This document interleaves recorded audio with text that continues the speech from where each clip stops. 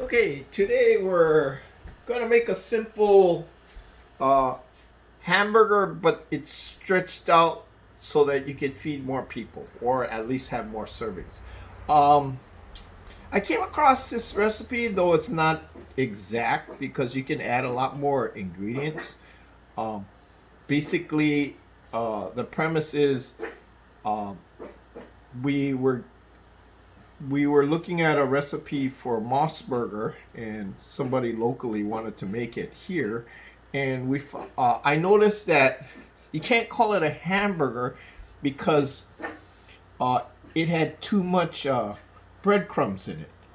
It's almost 40% breadcrumbs.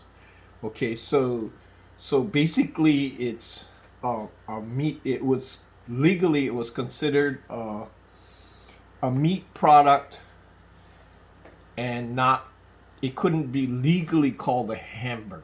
Anyway, I thought it'd be kind of neat. I used it for my own purposes as far as extending the amount of meat that I have. In this case, I got about 1 pound, 1 pound of meat. So normally you could get 4 quarter pounders out of this, or maybe six patties, like a 6-to-1 patty. But if you want to feed more people, then you needed to add more ingredients to it to increase the bulk, so you get more patties. So the idea here is you're trying to stretch this out. Okay, so we're taking 1 pound of meat, and then we're going to add more stuff to it to make more patties. Then instead of just 4 quarter pounders or even 6 patties, we might even be able to get maybe 8 to 10 patties, depending on how big we make the patties. Okay, your McDonald's patties are usually 10-to-1. That means they make, out of 1 pound of hamburger, they make 10 patties, and they're real small and they're real thin. Okay, and it's 100% meat. Okay, well, what we're gonna do is we want a little thicker patty than that. Okay, so we're probably gonna make 6 good sized patties with this 1 pound of meat. Okay, so let's get this out. And basic ingredients for a MOS burger type. It's a Japanese version of their version of hamburger, which they don't quite like the straight beef patty that we have, like McDonald's or something like that, or Burger King, where it's 100% beef. They like adding things to it. So what I'm going to do is I'm going to add an egg, kind of like a binder. It also adds more protein to it. And then we're going to be very, very generous with the... So I got a 1/3 cup here. That would be normally enough for like my CHONG BURGER version, which I don't put... I mean, that's a lot of breadcrumbs. But let's go 2/3 cup, okay? To see how far we can stretch this. Now, if you go way overboard, you'll end up with basically a bread patty with a little bit of meat flavor. Okay, so be aware of that. Okay. Now, another thing the Japanese like, I found, and also my son, he likes a lot of ketchup. So I'm gonna try and measure this out. So if you include this and this, it's about a 1/3 cup of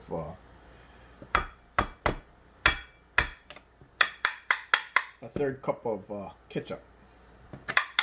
Okay.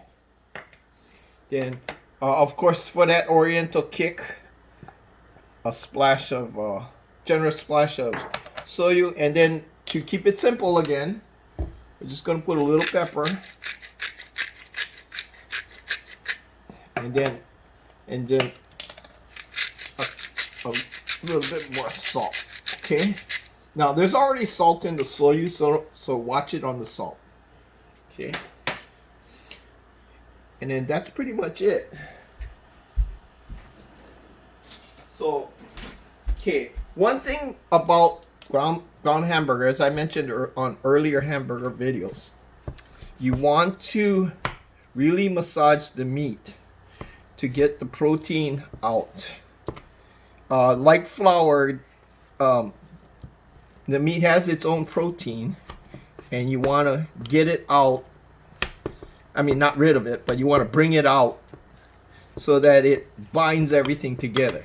That's why the more you mix hamburger, the more rubbery it gets, okay? So if you want a loose hamburger patty, you just do what I'm doing. You just chop it up and then you mix it just a little bit. And then you stop before it gets a homogeneous color. Now, because this has so much breadcrumbs in it, we're going to have to really mix it up because the breadcrumbs will make it all fall apart. The egg helps bring it together. Okay. So, I got it all more or less mixed.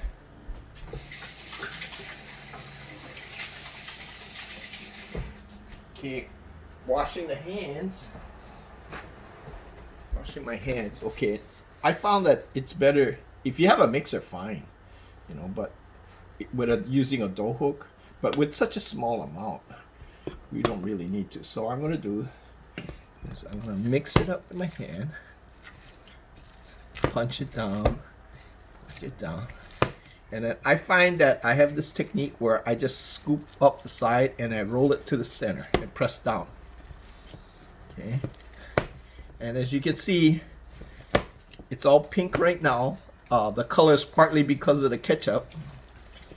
And I can just smell ketchup right now.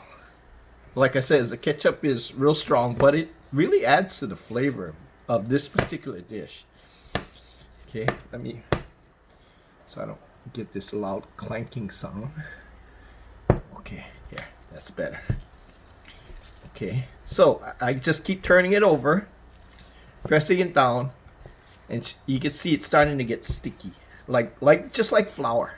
Okay, and the breadcrumbs are all starting to disappear.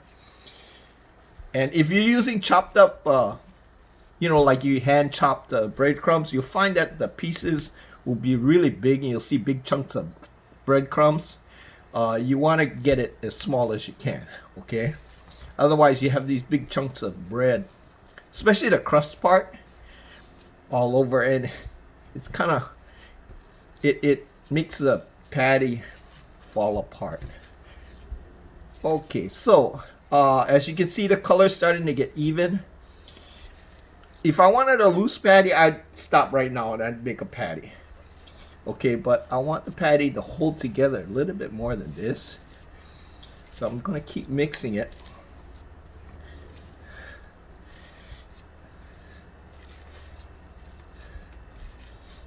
Okay, now one of the problems with doing it, I found through the years, is I wasn't too sure if I added too much salt or too much of something or not enough of something. So what I do is I take a little piece at this point, I break it off, throw it in the frying pan, and then taste it. Cook it and taste it. And that way I get at least, I know what it tastes like. Because sometimes early on when I first did this recipe, I added too much of something, like, wow, that's a lot of, you can add other things, garlic, onion powder, powdered celery, powdered, even oregano, or you'll find versions on the YouTube with all kinds of ingredients, and you can go wild. You can, but the basic idea is a lot of breadcrumbs. That adds to the bulk of the meat. That's the whole premise of this dish, is to extend it. Okay. So as far as the flavors, it's up to you. Whatever your local, like if you wanted it more spicy, you could even add jalapeno peppers or puccini peppers or whatever, right? So okay, so as you can see, the color's more or less even. I can't really pick out any real breadcrumb spots. So let's get some. Okay. Now we're not really making quarter pounders, though we could, but I want to fit the bread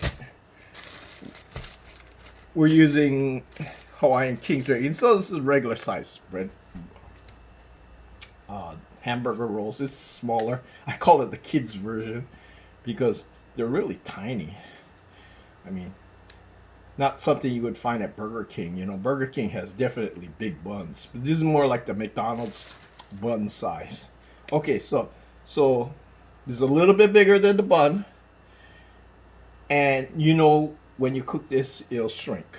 Okay, so this is the, and in cooking you just cook it like normal. Okay, and what I would do is I would make patties this size, put saran wrap around it, and then freeze it. You find that you get better results if you freeze this and then take it out frozen and then put it right in the frying pan. Okay, you can't cook it like this. It'll shrink more like this, whereas if you freeze it, it won't shrink as much. Okay, so there you have a MOS Burger inspired hamburger. Okay.